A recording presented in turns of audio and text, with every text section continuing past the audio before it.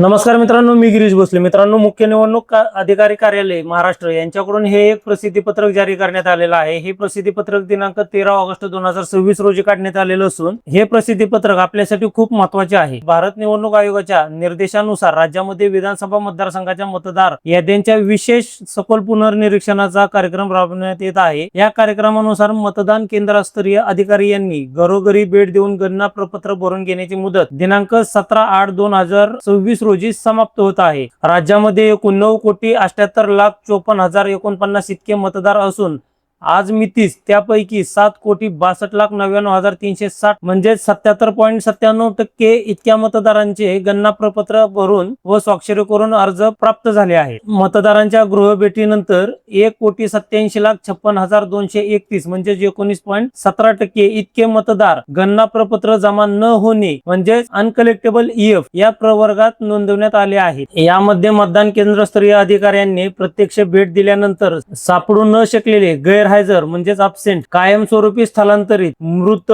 अन्यत्र नोंदणी केलेले म्हणजेच आता याच्यामध्ये ज्या दिवशी बीएलओ तुमच्या घरी आले होते त्या दिवशी जर तुम्ही गैरहजर असाल किंवा तुम्ही स्थलांतरित झालेला असेल किंवा तुम्ही तुमची नोंदणी आणखीन दुसऱ्या कोणत्या ठिकाणी केलेली असेल, म्हणजे तुम्ही एका गावामध्ये राहता आणि कामानिमित्त जर दुसऱ्या ठिकाणी जाऊन राहत असाल आणि तुम्ही जर तुमची नोंदणी त्या ठिकाणी केली असेल तरी तुमच्या गावामध्ये ऑलरेडी एनरोलमेंट म्हणजेच पहिलीच नोंदणी केलेली आहे. हे अत्यंत महत्वाचं आहे. याच्यामध्ये चुकून सुद्धा तुमची नावे याच्यामध्ये जाऊ शकतात. यांनी याची वर्गवारी तयार केलेली आहे. आता याच्यामध्ये सापडू न शकलेले किती आहेत? 63,61,113. कायमस्वरूपी स्थलांतरित किती आहेत? तर 71,95,388. तर मृतांचा आकडा किती आहे? 33,94,053. आणि अन्यत्र नोंदणी केलेले म्हणजेच दुबार नोंदणी केलेले 16,62,121 आणि इतर 1,43,556.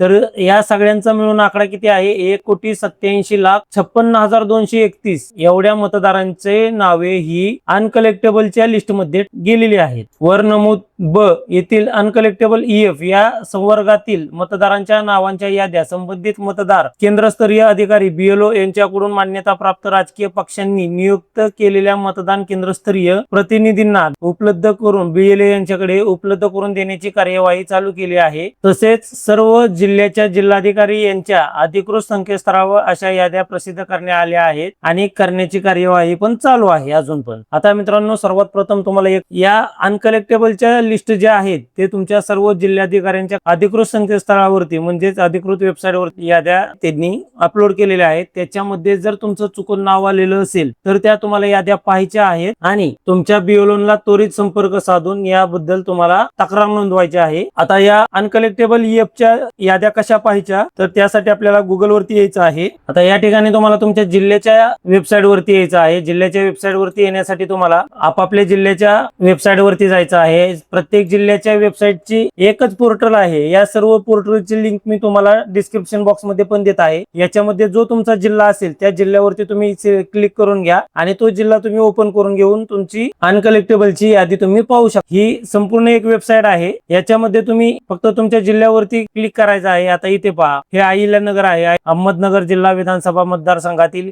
ASDDच्या याद्या म्हणजेच अनकलेक्टेबलच्या याद्या या असे लिहिलेलं असणार आहे. पुणे झालं, कोल्हापूर घ्या, इथे पहा कोल्हापूर नॉर्थ असेंब्ली, म्हणजे जे काही तुमच्या असेल ते तुम्ही याच्यातून तुमचा जिल्हा सिलेक्ट करून घ्या आणि त्या याद्या तुम्हाला डाउनलोड करून घ्यायच्या आहेत. आता मी पुणे जिल्ह्याच्या बघत आहे तर या ठिकाणी या पुणे जिल्ह्याच्या वरती क्लिक करायचं आहे आणि इथे जर तुम्हाला तिथं सापडत नसेल तर इथं असं SIR लिहिलेलं असेल याच्यावरती क्लिक करायचं आहे. आता इथे आल्यानंतर तुम्हाला मतदार वगळणी यादी म्हणजेच ASDD अनकलेक्टेबलच्या याद्या तुम्हाला या ठिकाणी अशा पाहायला मिळणार आहेत. आता इथे तुम्हाला तुमच्या विधानसभा मतदारसंघाची नावे पाहायला मिळतील. या ठिकाणी लिस्ट इथे दिलेली आहे, त्याची लिंक एकच आहे, संभाव्य मतदार वगळणी यादी. याच्यावरती क्लिक केल्यानंतर इथे तुम्हाला ओके करायचं आहे. अशा पद्धतीने तुमच्या समोर ह्या याद्या ओपन होतील. इथे पहा, इथे लिस्ट याच्यावरती क्लिक करायचं आहे आणि याच्यातून जो काही तुमचा विधानसभा मतदारसंघाचं नाव असेल ते विधानसभा मतदारसंघाचं नाव तुम्हाला शोधायचं आहे याच्यामधून आणि त्याला ओपन करून घ्यायचं आहे. ओपन करून घेतल्यानंतर तुमच्या समोर अशा याद्या ओपन होतील. आता याच्यामध्ये इथे तुम्हाला तुमच्या मतदार यादीमधला सिरियल नंबर तुम्हाला या ठिकाणी पाहायला मिळणार आहे.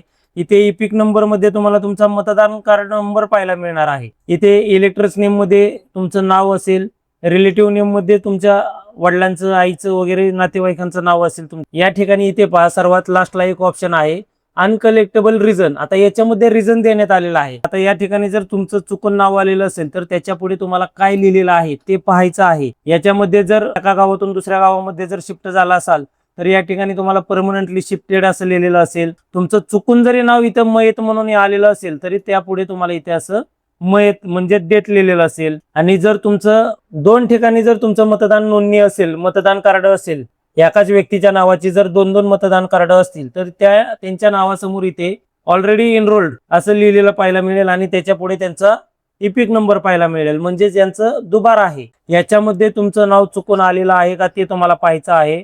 आणि जर तुमचं शिफ्ट झालेलं नसेल किंवा डेट झालेलं नसेल किंवा ऑलरेडी रजिस्टर दाखवत असेल किंवा तुमचं नाव या लिस्टमध्ये आलेलं असेल तरी तुम्हाला तुमच्या BLO यांच्याशी संपर्क साधायचा आहे आणि त्यांच्याकडे तुम्हाला तक्रार नोंदवायची आहे. आणि तुमच्या नावामध्ये जी काही चूक झालेली असेल, अनकलेक्टेबलच्या लिस्टमध्ये जर चुकून नाव लागलेलं असेल तर ते तुम्ही या ठिकाणी तुमच्या BLOशी संपर्क साधून दुरुस्त करून घ्यायचं आहे. तर मित्रांनो, ही अत्यंत एक महत्त्वाची अशी माहिती होती. ही माहिती सर्व मित्रांना शेअर करा आणि व्हिडिओ आवडला असेल तर व्हिडिओला लाईक करा. चॅनलवरती पहिल्यांदाच आला असाल तर चॅनलला सबस्क्राईब करून नक्की ठेवा, जेणेकरून असेच महत्त्वपूर्ण व्हिडिओ मी तुमच्यासाठी घेऊन येऊ शकतो. चला तर मित्रांनो, भेटूया पुढच्या व्हिडिओमध्ये. जय हिंद, जय महाराष्ट्र.